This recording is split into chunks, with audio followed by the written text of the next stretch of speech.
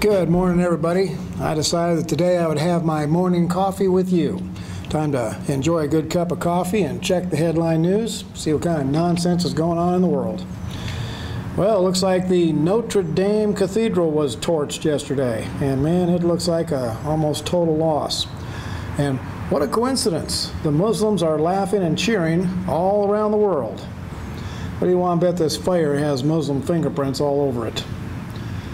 And here in the Mall of America, a Somali migrant named Muhammad grabbed a 3-year-old white boy and tossed him off a 3rd-story balcony down onto the concrete. Doesn't say here whether the boy lived or died, but we see what the problem is. Yeah, Houston, America has a problem. All right, let's find some happier things. Let's see if Nancy Pelosi accidentally locked herself in her car again. Well, it looks like things got lively at a Wisconsin Walmart when 46-year-old Lisa Smith, her son Benny, and their dog Bo went on a shoplifting spree. Cops were called, and the woman tried to use her karate techniques on the cops. Apparently that fight did not last long, and meanwhile, 26-year-old Benny had stripped naked and was quickly trying to cover himself with some brand new stolen clothes. Bo the dog was last seen fleeing the crime scene with a box of stolen corn muffin mix in his mouth. Sarah Sanders insults Congress. Don't you love Sarah Sanders? Trump could not have picked a better press secretary. Just the right balance of brains and attitude. Yesterday she said that Congress isn't smart enough to read President Trump's tax returns. Well, that's a good quip, Sarah, but the Democrats aren't looking to understand Trump's tax returns. They're just looking for more mud to sling. There is no way they would ever give Trump a fair hearing on anything. And years of his multi-billion-dollar tax returns would give those screaming demon Democrats enough ammo to create chaos for years. Don't do it, Mr. President. Don't give them anything. The Democrats are defending Omar, the hijab-wearing Muslim woman elected to Congress who openly despises Jews in Israel and who was dismissive of the World Trade Center attack. Well, I'm not happy with her being in Congress. She represents Hamas. She represents the Muslim Brotherhood. Both of those are terrorist organizations who should have no say whatsoever in governing the USA. You know, after 9/11, I knew the Democrats would side with the Muslims sooner or later, and now we're seeing Al-Qaeda sitting in Congress as a Democrat. Unbelievable.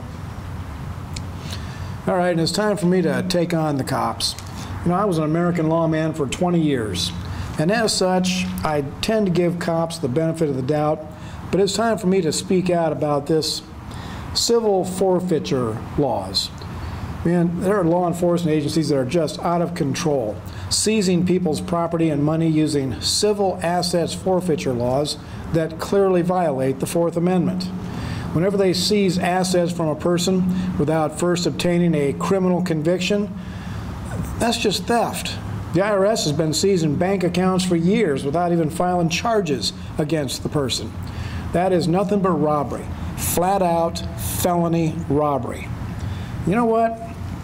Whenever these cops and judges come home from taking their families on vacation, they should find their home occupied by American patriots who have claimed the home as a civil forfeiture because of multiple violations of the Fourth Amendment Bill of Rights. Hey, why not?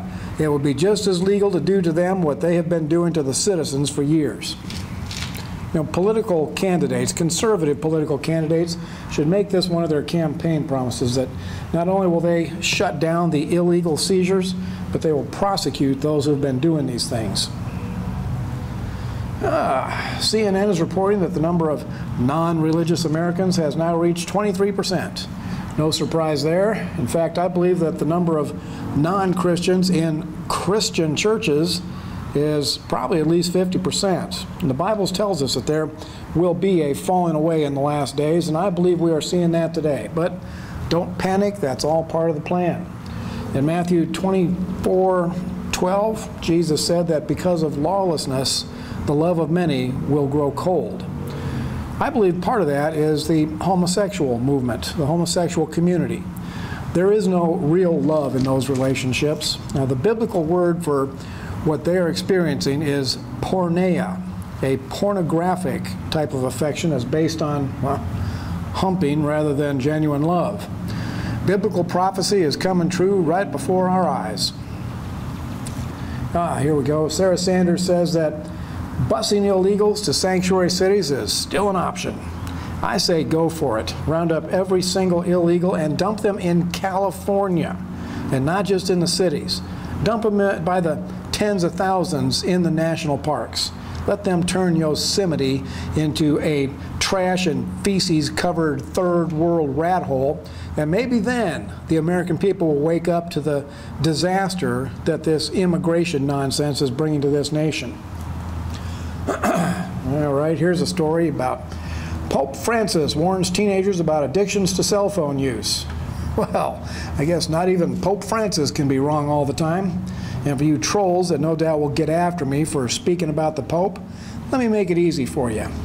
Pope Francis is a left-wing political hack. His papal declarations on global warming, illegal immigrants, and partnering up with Islam are not founded upon Christianity. They're nothing more than Nancy Pelosi-style political quackery. The Pope should be kissing Nancy Pelosi's ring because that's apparently where he gets his marching orders from. Hey, New Jersey high school has suspended 2 students for posting gun photos on their personal Snapchat pages. This is ridiculous. Public schools have been deliberately violating the First Amendment rights of students for decades, even after the Supreme Court has slapped down those schools time and time again. Those 2 students have the same right to post anything that they want that I do. I'll tell you what needs to happen to stop gun violence in America.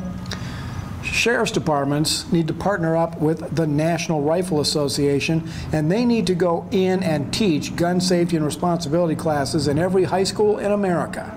That would help to clean up gun violence. And the kids would finally start getting a decent education again. And besides that, it would be a whole lot of fun to watch. You know what? Making liberals cry should be a national sport. I could actually get athletic again. This is Wild Bill for America. Thanks for having coffee with me, and America bless God again.